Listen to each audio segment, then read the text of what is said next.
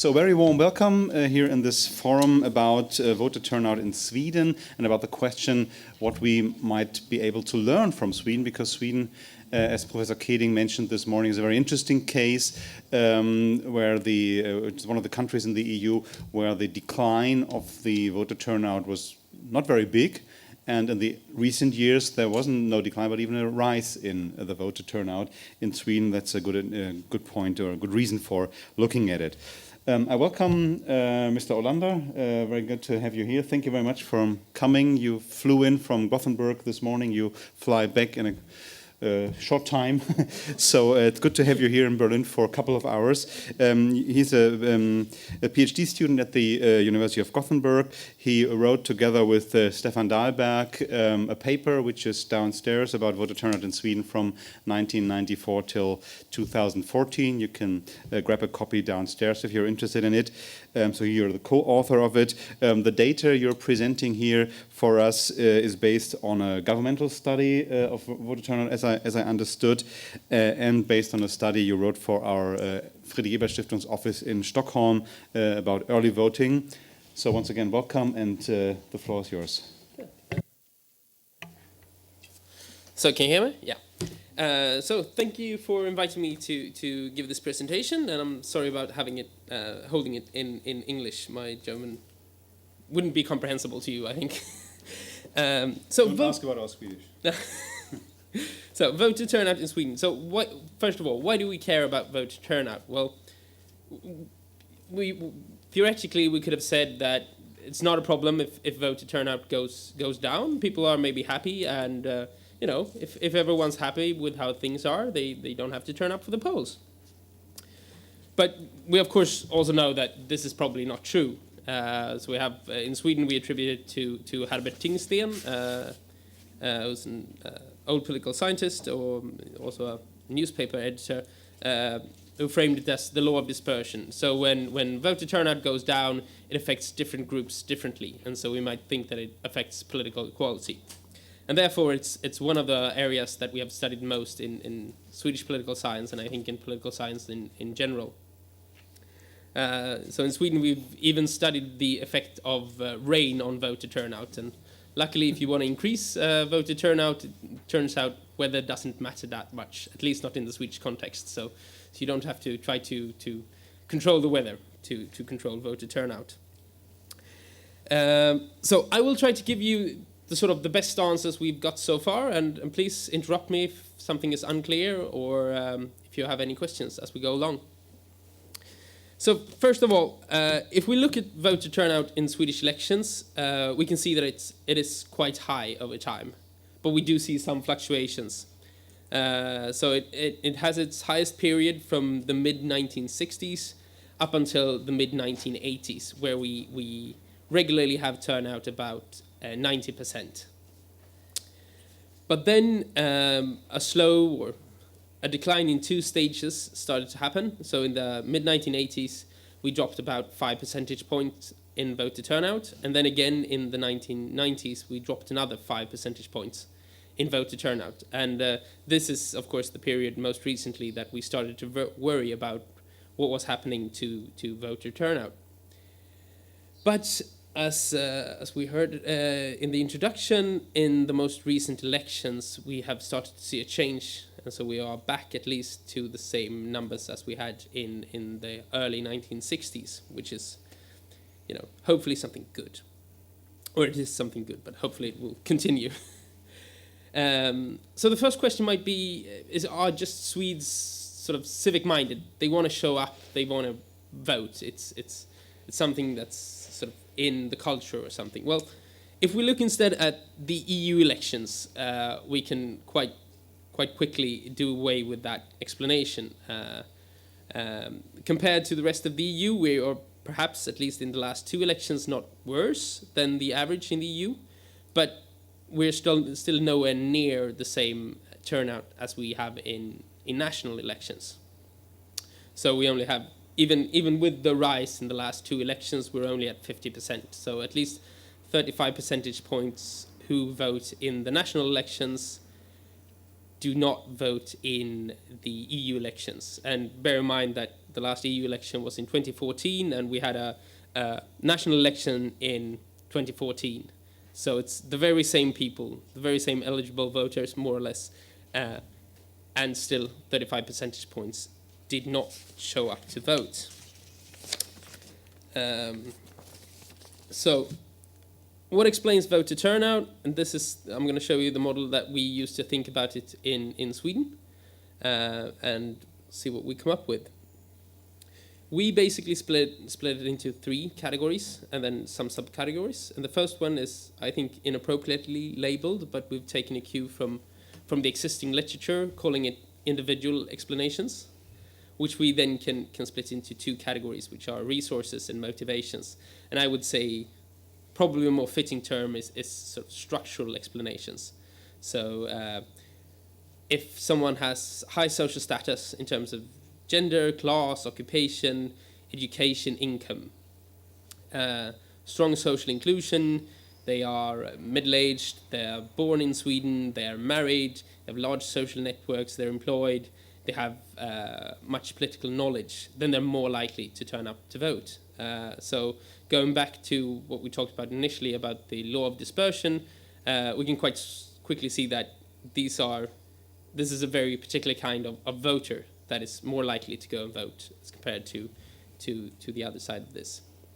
Also individual level, and now we're probably talking more really individual level factors, such as party identification, political interest, consumption of political news, ideological extremism, and compulsory voting feelings. So if you really feel I have to go and vote, then you're more likely, of course, to turn up to vote. Then we have contextual explanations, or what I would like to call election-specific explanations. So it's the political context. Is the election exciting? Is it an important election? Is there high ideological polarization? Are there clear differences between the political alternatives and engaging campaigns? So if we go back to the first slide, with the national elections, you'll see that in the 1970s, where there was a really strong conflict between left and right in Sweden, we also see a higher voter turnout. And the elections in the 1970s were sometimes so narrow. So in 1973, we got a new constitution, which unfortunately gave us 350 members of parliament. And in the very same year, we had a draw in the election. So they had to draw a lottery ticket to decide who won in some votes in parliament. But it made for a lot of turnout because it was a high chance your vote would matter for the outcome.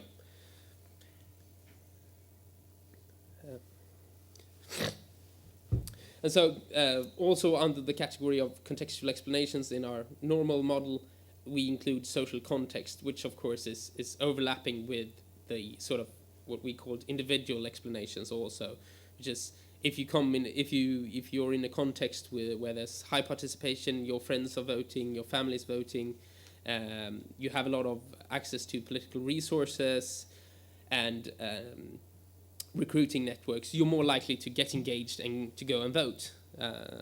So in a parallel question, what explains why people engage in politics? Well, one of the absolutely most important things in Sweden, at least, is just the fact that you've been asked to participate. A lot of people who are not participating in politics have simply not been asked to participate. And then finally, we have what is likely the most important factor, and that is institutional explanation, so the rules of the game. So we have the electoral system, electoral administration, and when on the year the election day is held, if you have a single chamber, if you have a proportional electoral system, so you don't have a large risk of your vote being wasted. I think the classical example of this is sort of a Republican voter in New York City might not have a lot of influence on election day because the chance of New York electing a Republican is quite slim. So he might as well, or she might as well, stay home rather than go vote, and that will suppress voter turnout. If you instead have a proportional system, if you have a proportional system, it's much more likely that your vote will matter. I'll return to common election day, Sunday elections, lower thresholds, the list system, absentee voting, and the frequency of elections.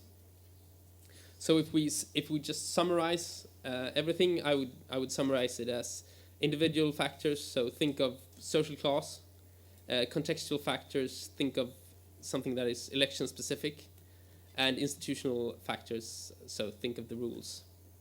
That will be my 3-point model for voter turnout, and I think that applies to elections across countries, but it does apply to elections in Sweden. So moving on to sort of the specifics of the Swedish system. So starting out with the election day. So in Sweden, for those of you who were at the downstairs session, I think you've heard some of this, but I'll repeat it anyway.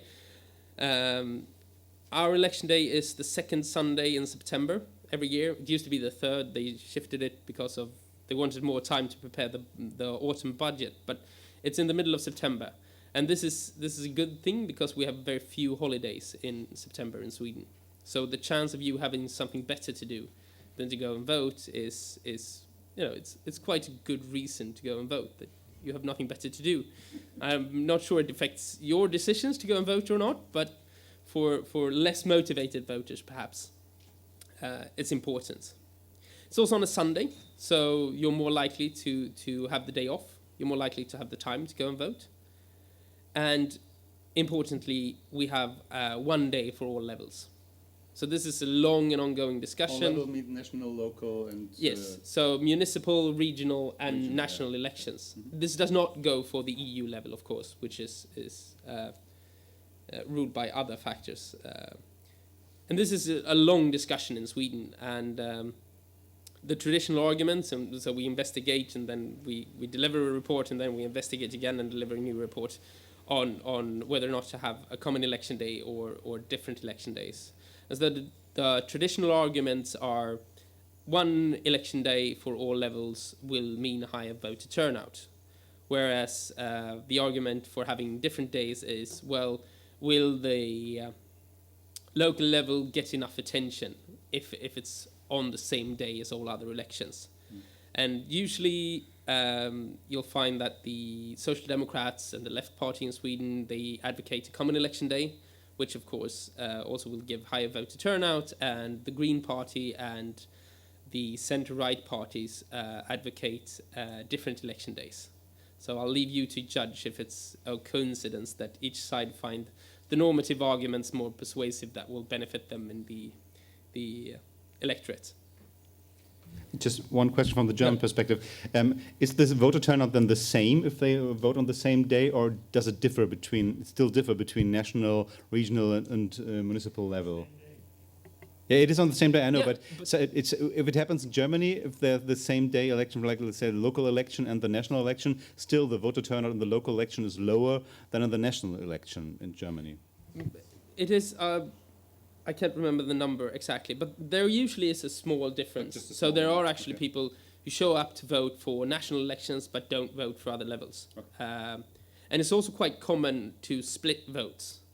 So you vote for perhaps the Left Party in your municipality, but the Social Democrats in your region, and yet another party on the national level. So, and it's increasingly common to split your votes, which is quite an interesting phenomena, and it's not very easy to decide what matters, and because usually our surveys show that people aren't hugely informed about what goes on at the local level, even though it's very important. It controls a lot of the taxation and a lot of the welfare services, but still people are not very informed always. So another factor that we think matters a lot in the Swedish system, and that has been found in the international literature to matter a lot, is of course automatic pre-registration. I don't know if it's the best term to use, but if you live in Sweden or if you're a Swedish citizen, you get your vote sent to you, and you can just go and vote. Actually, you only have to bring your ID to go and vote, and no pre-registration needed. So no preparation needed to be able to vote.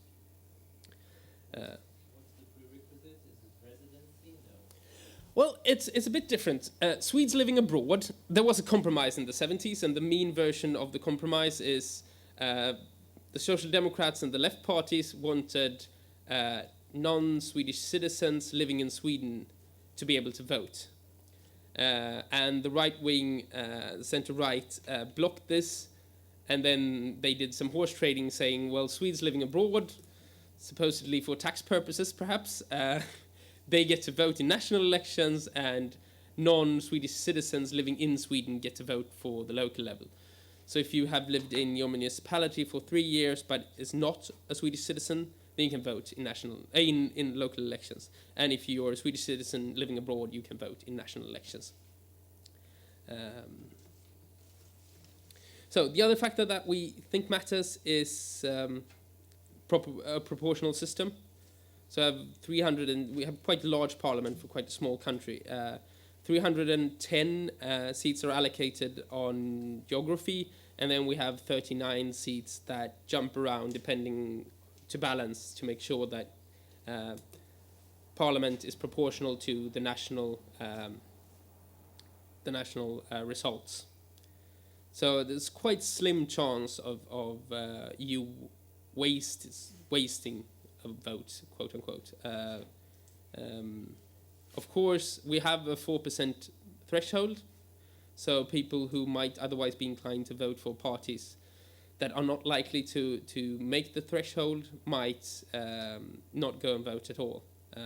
But it shouldn't be a huge effect, at least. Then a reform that sometimes has been advocated to increase turnout is the personal vote. And so we have a list system that the party submits a list for your district.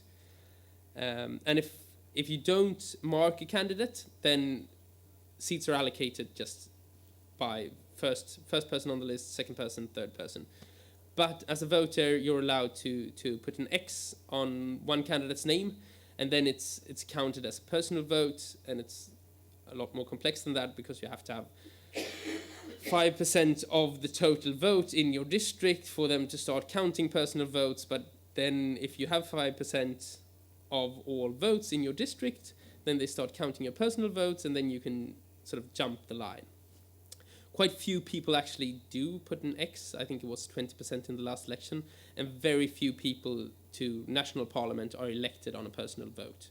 So it's questionable whether or not this has actually stimulated voter turnout, and it's questionable if candidates really do put in more of an effort to get personal votes than they would otherwise have if they couldn't secure a personal vote. Another thing that we've discussed a lot in Sweden is to have a reasonable frequency of the elections. So, yeah. As far as I can remember. Could you take the microphone, please?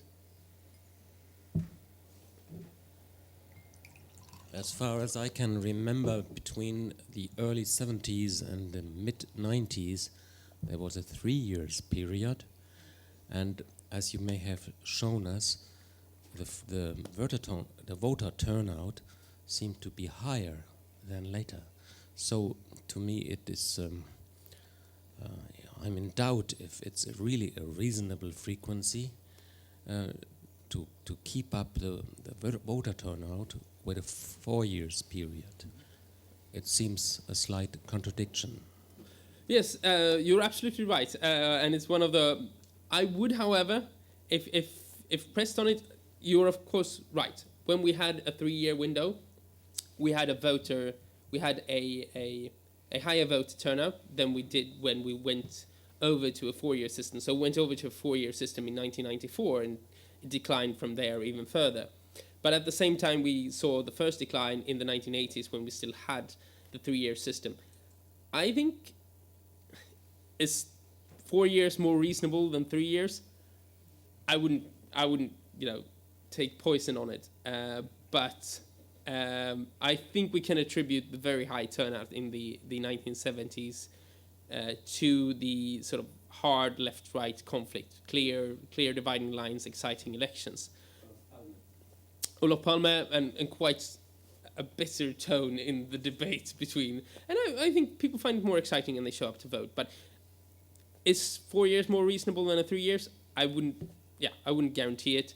But it does provide, just to sort of the arguments that have been put forth for the 4-year cycle, is that it gives the government a reasonable time to actually see results of their policies, so they can be evaluated on their decisions and not sort of the impact of the decisions from the former administration. But certainly, is there a big difference between a 3-year cycle or a 5-year cycle? Perhaps not.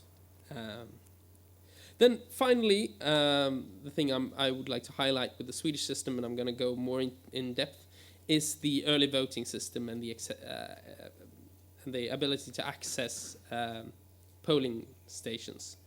And I had reflected a lot on the Swedish early voting system until we were asked to do a report for Friedrich-Ebert-Stiftung in Stockholm.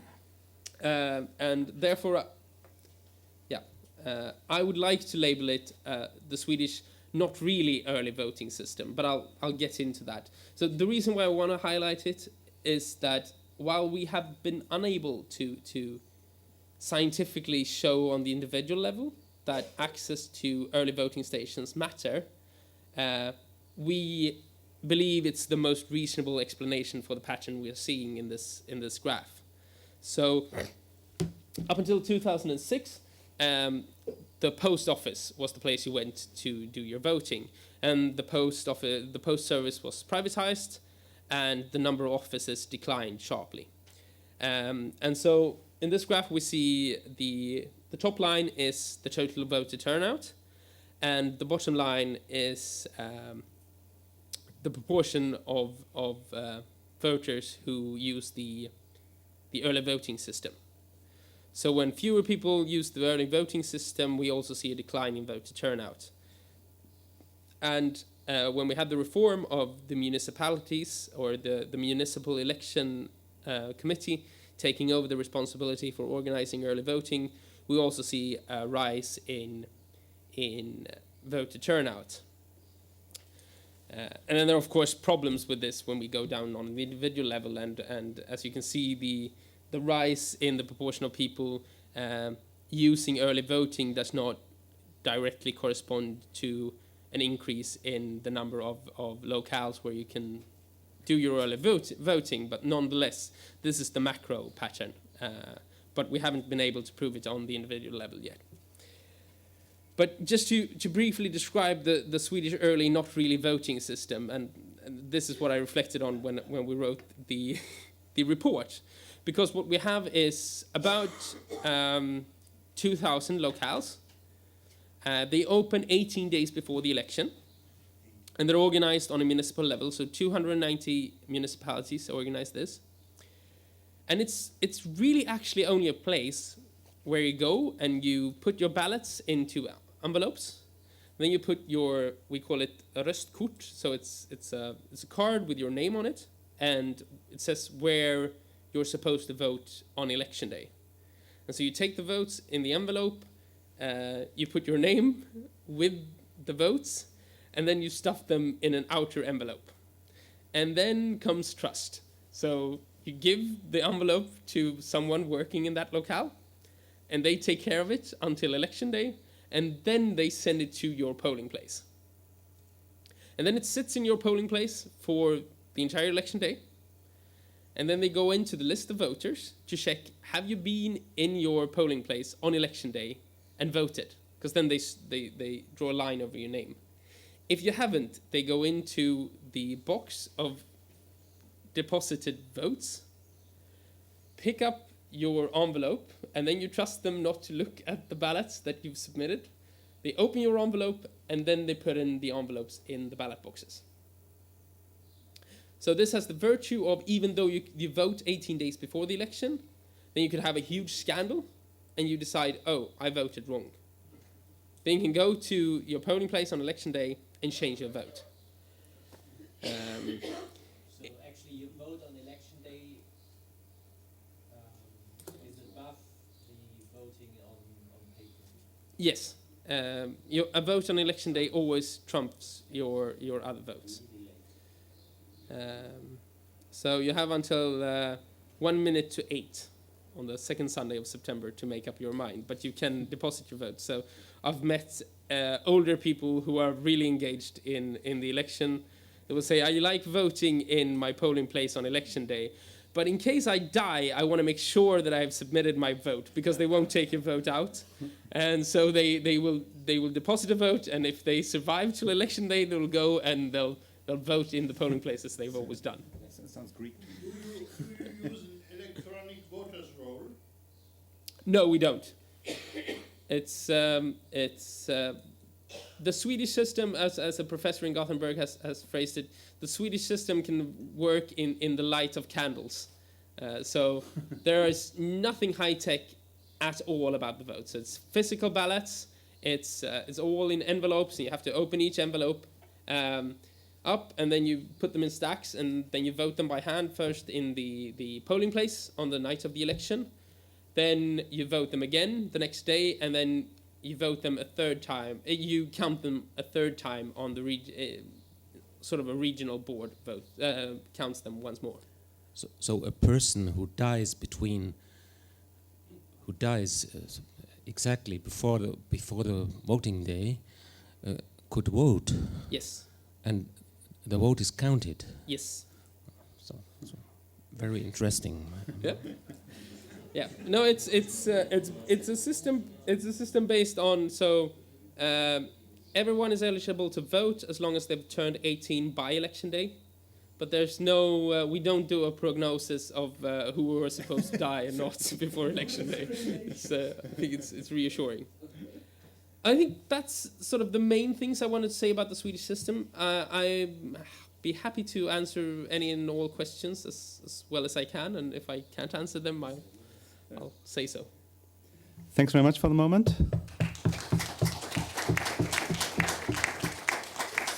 And one first question from me, and of course the floor is open to you. Just please use the microphone, otherwise the people who are on screen cannot hear us. But one question, because in the paper Stefan Dahlberg wrote, the question of absentee voting was highlighted to be very important. Maybe you can tell one or two sentences about what absentee voting means in Sweden. Oh, yes, sorry. I think it's just the terms here. Okay. So absentee voting is the same as early voting in Sweden. Of course, there is yet another absentee system where you can go to the few post offices that exist, or to your, we call it lantbrevbärare. So in the countryside, you'll have a special kind of mailman, and he or she can take care of your vote for you.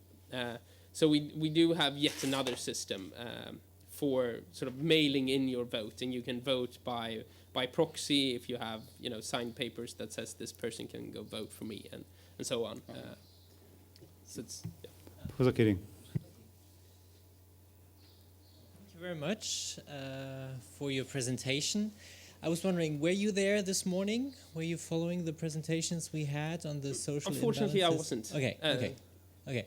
Because I think this is very interesting now to combine. You are even from Gothenburg, and we saw this morning figures from Gothenburg, from the city, from the municipality elections. And well, what we have here in Germany is pretty much a debate about turnout on the one thing, the decrease or increase sometimes. But more importantly and more recently in Germany, we do have a very strong debate on the social imbalance of the low turnout. So basically what we call soziale Schieflage, Selektivität, etc.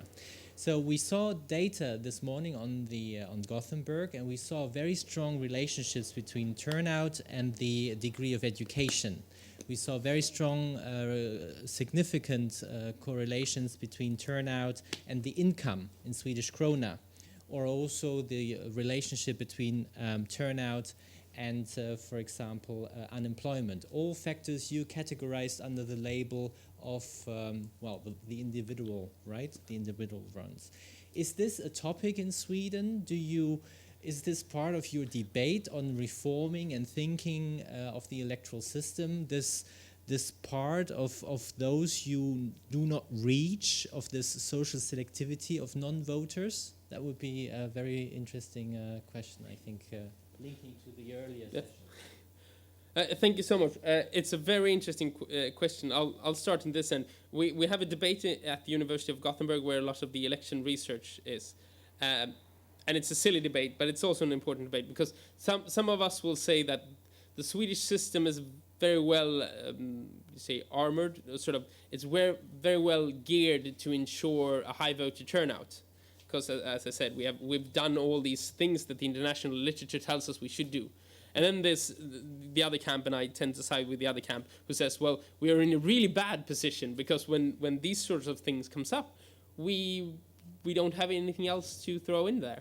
What are sort of the steps we should take to ensure we have parts of Gothenburg where voting is very, very low, and so far we've been unable to come up with good answers. Of course, we try more information, we try to have more absentee or early voting stations and so on.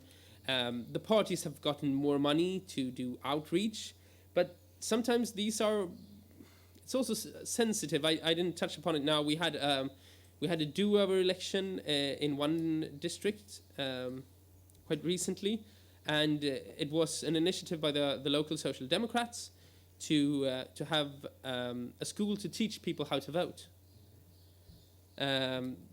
The issue then became, are you allowed to have a school and teach people how to vote? And then accompany them to the polling place and have them vote? Especially if you think their education level is quite low. Is that not just getting people into a room, giving them ballots and sending them off to vote? Are you allowed to do that? And it's a really hard question, because otherwise, how should we mobilize these voters? And so I really do, and I don't have a good answer. And I think the reason why the debate is sometimes quite quiet on it is Swedes tend to do that. When we don't have a good answer, then we pretend there is no problem and go about our business. But it's a hard problem. There's another point from this morning I would like to bring into our debate here. So the last regional elections in Germany, we had an increase in the voter turnout, but also we had a huge increase in the number of votes the right-wing populists got. So you in Sweden have experiences with the Sweden Democrats, the so-called Sweden Democrats. I mean, that's their name, but there are no Democrats, but whatever.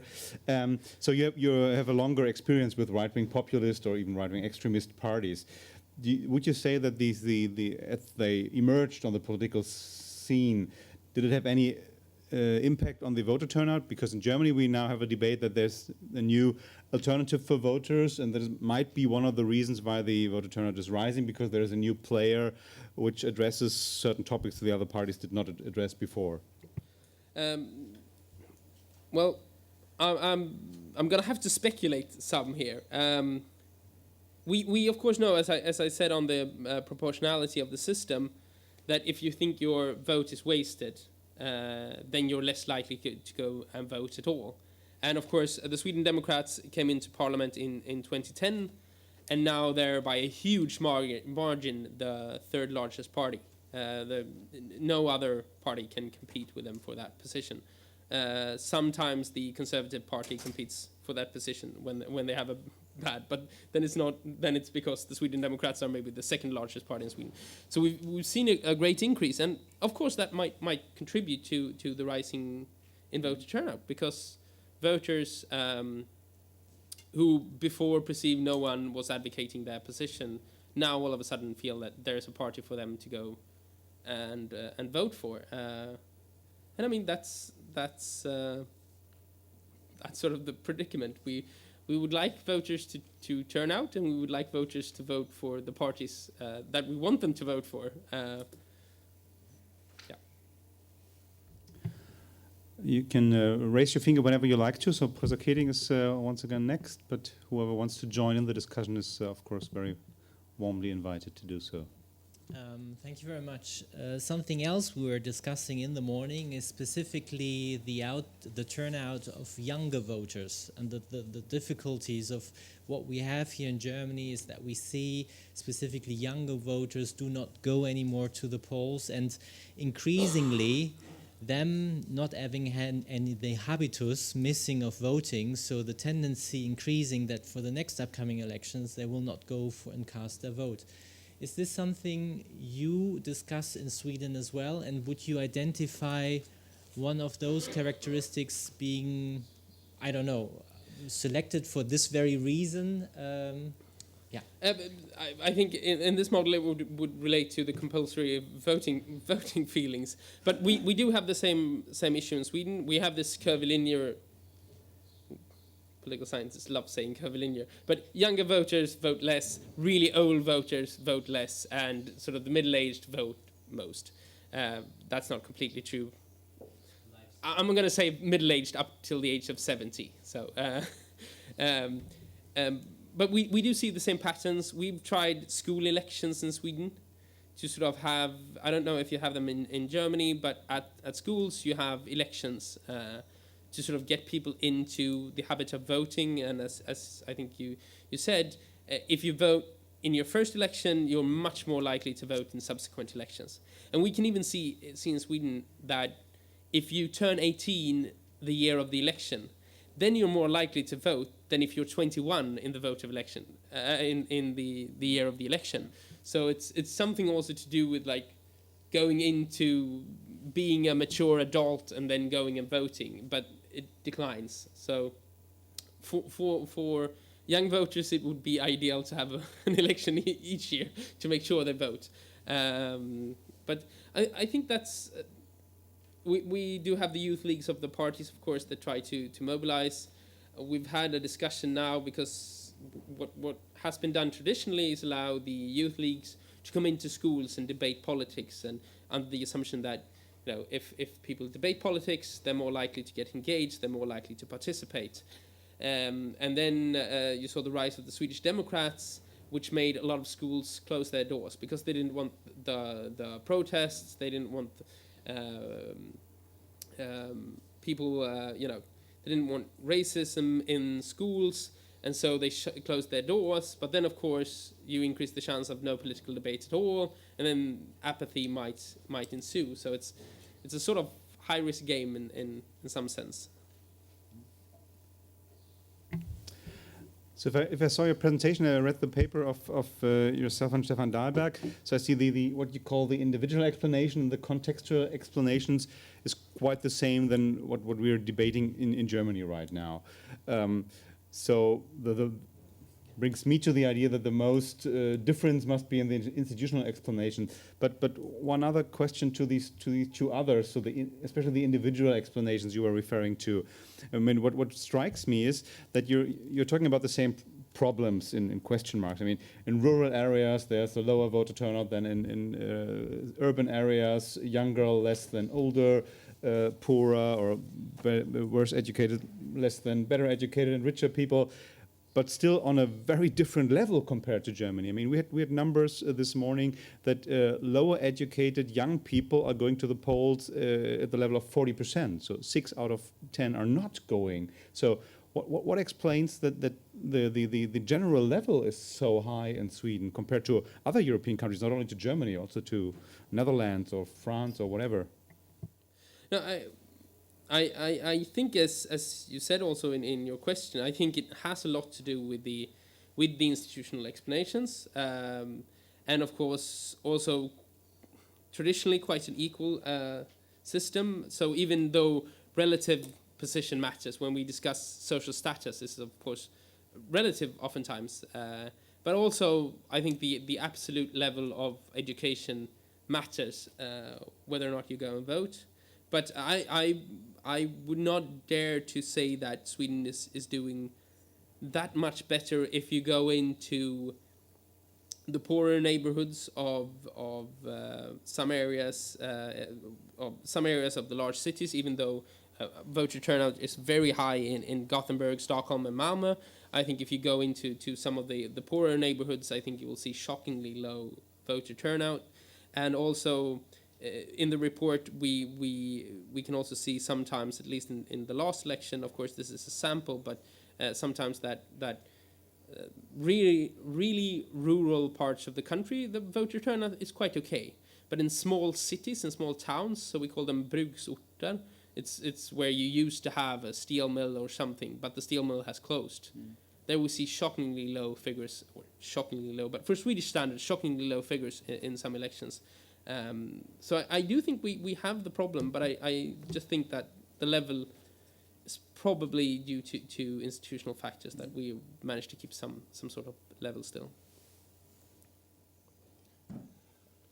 Thank you for your information. What are the differences between the Swedish förtidsrösta and the mail voting? Is it not a decentralized mail voting system? If you don't use electronic mechanisms, how do you identify the voter?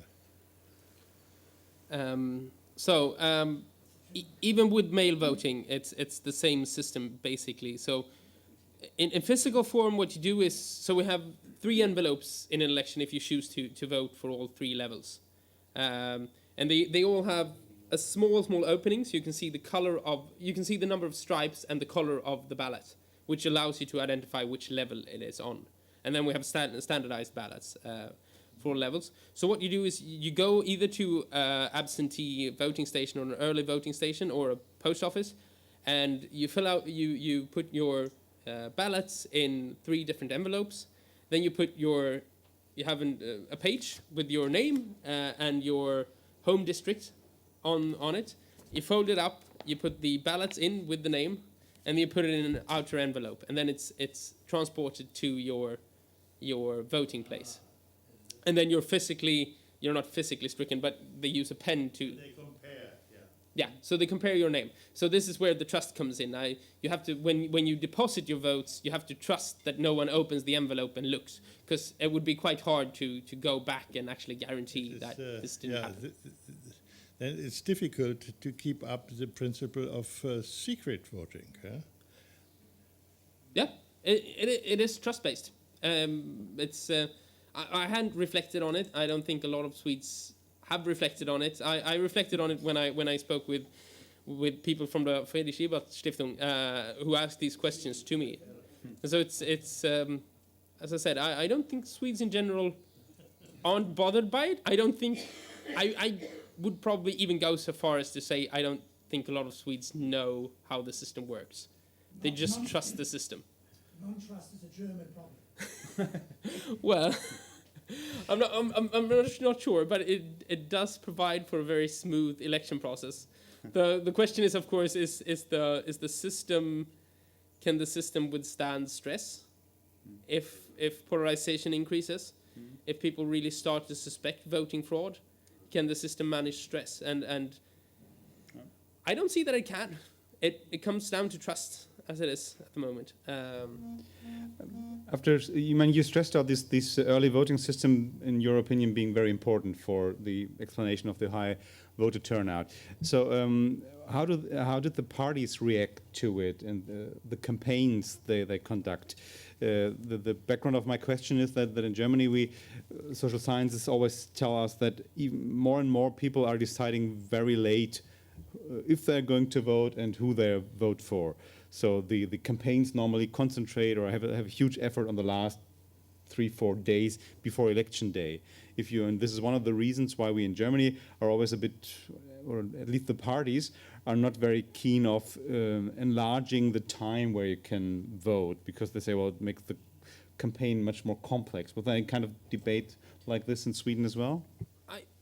I think we have to remember the historical background. So we came from a system where we had a lot of mail voting places, as in the post office voting places, not mail voting places. And it's quite scarcely populated, Sweden. So we were doing a report, and I actually discovered that in Sweden we have something called roadless land. And so this is a part of Sweden where we have roads, but they're not connected to any other roads. And so what they actually have done historically is helicopter lift people from these locales to voting places. So I think there's a common understanding that we need some sort of system to provide this service. I think, for the reason you mentioned, it's very important that you be able to change your vote on election day. So if you go to the polling place and vote, that trumps your early vote or your absentee vote. Do you have numbers how many people are using this chance to change their It's vote? extremely rare, and this is a problem. We wrote a report for a government. The politicians, a parliamentary committee, were giving recommendations for new laws, and Stefan and I, who wrote the report, you try to be neutral, but we feel quite strongly that it's a good thing.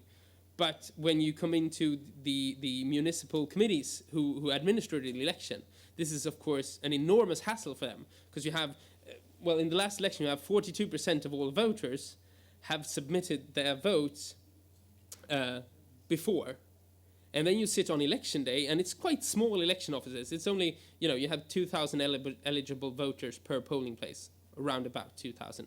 And so they can't take your name out of the list of eligible voters until the clock strikes 8.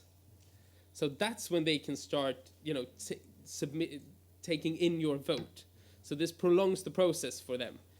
It's not a huge thing. I mean, we're talking 2 hours here, but people are practical and people want the easiest way out. So they're saying maybe abolish the ability to change your vote. And I don't think it's a very principled discussion. It's driven by sort of the ease of having just the process. I don't think the discussion so far has touched upon the sort of normative implications.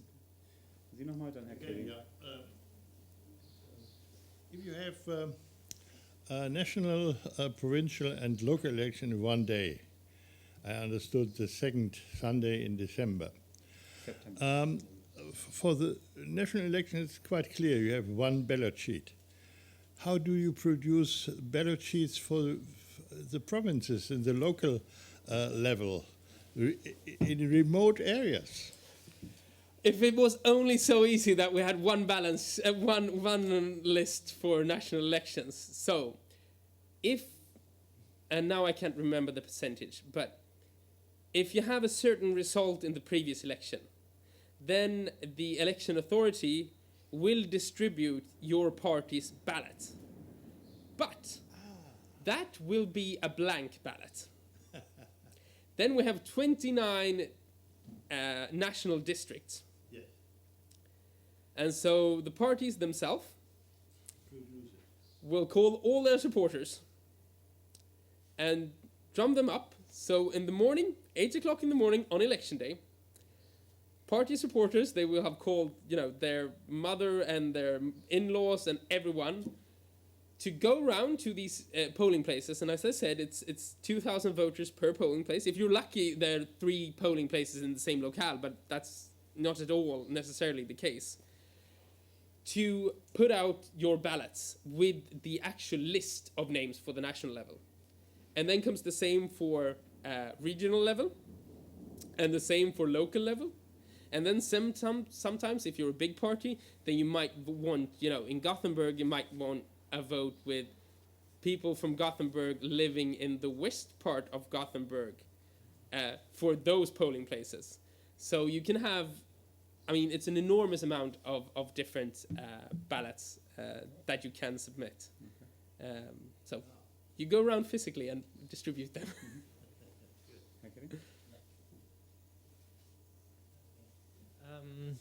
Earlier this morning, we had also the Secretary General of the Socialist Democratic Party Group with us, and one of her conclusions was, or the conclusion of the panel was, that we have to focus on education. Now, you were referring to a project which we have also, but I think not really systematically established. This is voting at schools. Could you elaborate a little bit maybe on this project and on similar projects which you would refer directly to the importance of education for Sweden and the electoral system? Thank you. I wouldn't say it's one project. It's so we have something called it's called Ungdomsstyrelsen, and if I translated it, it's going to be the youth authority, which doesn't quite give the right connotations, but and basically, so what they will say is they have a lot of money to distribute to increase democratic participation. And so any organization, a football club or anything, will have this mission. So they have to work in sort of the democratic tradition. So that's part of how we try to educate younger people and also older people, because if you want money from the state, you have to comply with these sort of democratic norms, and you have to have a democratic system for your organization. And then every now and then there are specific projects, but then you have to start an organization that will advocate this. And then it comes down to local schools who are tasked with educating their pupils in democracy. And so it will work sort of from a bottom-up system, but there will also be initiatives. So there'll be, and I can't remember the name now, but you have a central authority or a central organization who helps schools if they want to have a school election. Then you can do it in the following way, and then you can report your election results to the national level, and then you can go into a web page and you can see the turn. You can see how did this school vote and what is the aggregate turnout to make it more similar to the real election. The state. It's always the answer. If you wonder in Sweden where does money come from, it comes through the state. Parties are financed, almost exclusively from the state. The Social Democrats get some money from the unions. The Conservatives get some money from private contributors and companies and so on. But basically, it's the state that finances it all. In the beginning of your presentation, you said that when the voter turnout dropped down to about 80%, then there was a debate in Sweden 10, 12 years ago about how to increase the voter turnout. So this debate we are having here in Germany right now, it's not only, but part of it is around the question, well, are the non-voters unhappy? Do they don't like the parties or the politicians? Or what can you do? What can you offer non-voters to bring them back into the political participation and to bring them back to the polls? So your answers you referred were institutional, changing the law, changing the system of voting. Do you always have, or did you also have a debate about the politics and the sphere of policies, maybe? I don't think so as much, perhaps. I mean, you can say that we need to make clear the differences between the parties, so there's a clear choice on election day. But I don't see that it has had any real effect.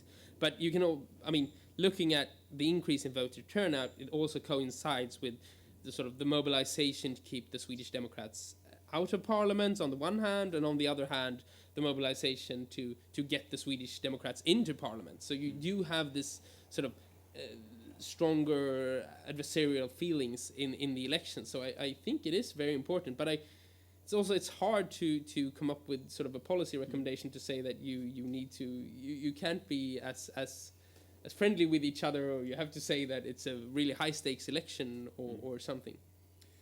But then to add one other question, now you said that voters do not want to waste their vote, obviously. So in Germany right now, we have the situation due to the many parties we have right now that you cannot clearly vote a coalition right now anymore. In the late 90s, you could vote, and then either you were pretty sure that either you get a red-green coalition or a conservative-liberal coalition. This does not work anymore in Germany because we have too many parties. We need three-party coalitions or the so-called grand coalition between the Conservatives and the Social Democrats, which we have in the national level right now. Your Swedish system with different minority governments and other forms of winning in elections, would you say this has an impact that the voter clearer knows who's winning in the end? Does always the party who get the most votes is running the government, or is it not always the case? Does this whole question of who governs in the end play a significant role? Well, I think that in combination, this is also why it's so hard to give you straight answers. What explains voter turnout? Because, as I said, so in the last two elections, you had keeping the Swedish Democrats out or getting the Swedish Democrats in as a mobilizing factor. But you also had the fact that in the last three elections, we've had let's count backwards now. In the last three elections, since 2006, we've had the center-right parties. They have traditionally, the Swedish system. We now have 8 parties, but traditionally the rule has been so either the Social Democrats form government, because the left party will never vote against a social democratic government. They will never oust the social democratic government to get in a conservative government instead. And then you had the center-right parties, and they were always bickering. So they formed what we call a credible government alternative. They've had huge problems with this. What happens in 2006 is the 4 center-right parties form what they call Alliance for Sweden. So it's a coalition. They agree on a platform before the election, and this is the platform that they push through. So they're very faithful to that. Even the Conservative Party in the last election didn't even have a party platform. They only went forward with the Alliance for Sweden platform. And this might, of course, contribute. So you have a clear alternative. They lost the last election, though, so I don't know what we can learn from that. But it has been a clearer dividing line, and the center-right coalition has been a more credible alternative than before. And also the center parties they've distanced themselves. So traditionally, the Liberals and the Farmers' Party have voted sometimes with the Social Democrats and kept the Social Democrats in power. By now, they've distanced themselves from the Social Democrats, so it's much less of a credible option, I would say. So, one last question? No? Okay, done. One last question by you. Sorry. A very short question would be basically, what are you currently discussing in Sweden with regard to reforming the electoral system? Are there any discussions? Are you happy with the turnout?